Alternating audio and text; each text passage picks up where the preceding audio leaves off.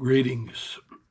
Today we continue our study in the book of Revelation. We'll be looking at chapter 18 concerning the judgment of economic Babylon. We begin part 1 today. We'll read verses 1 through 8 as a text.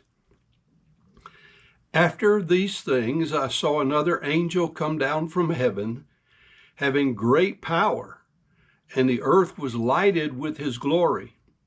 And he cried mightily with a strong voice, saying, Babylon the Great is fallen, and is become the habitation of devils, and the hold of every foul spirit, and a cage of every clean and hateful bird.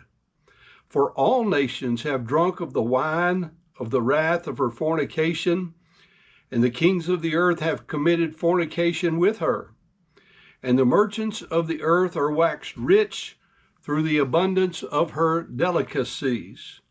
And I heard another voice from heaven saying, Come out of her, my people, that you be not partakers of her sins, and that you receive not of her plagues.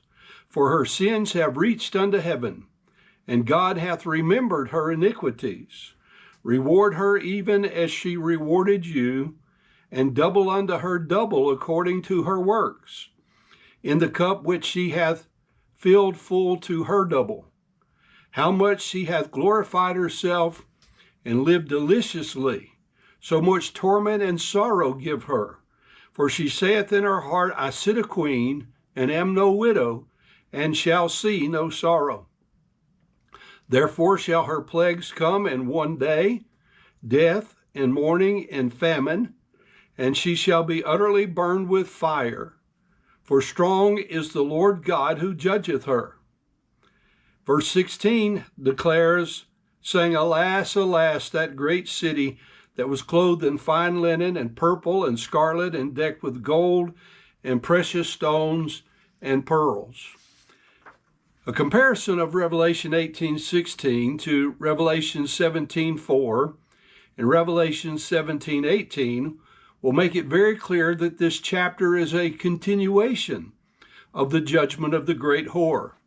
Remember, we're considering the judgment on economic Babylon, ecclesiastical Babylon in Revelation 17, the judgment on economic Babylon here in chapter 18, and the judgment on political Babylon will come next in chapter 19.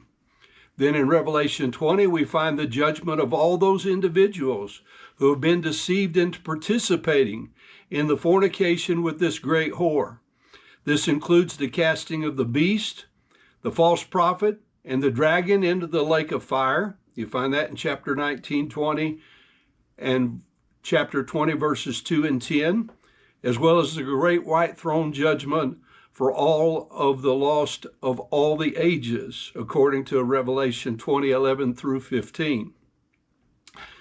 The outline of the book of Revelation that we began with in chapter 1:19, and the distinguishing use of John's metatauta are inseparably linked.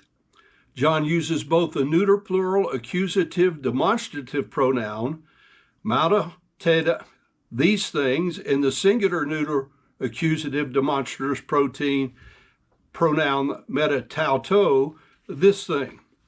Meta simply is a preposition, and its use is with the accusative case, yields the meaning after. This is according to Dana and Manti, Manual Grammar for the Greek New Testament, on page 108. Thus, metatauta means after these things, and metatauto means after this thing. 10 times in the Gospel of John, John uses this construction to distinguish the time frame of events, that is, their chronological connection to each other. In the same manner, John also used these two phrases in the book of Revelation. In Revelation 1:19, he uses the plural, translated hereafter in the King James, or after these things. The relative pronoun is used 3 times in Revelation 1:19 with modifiers to distinguish 3 time periods. The past, the things which you saw; the present, the things which are being; and the future, the things which it is determined to be after these things.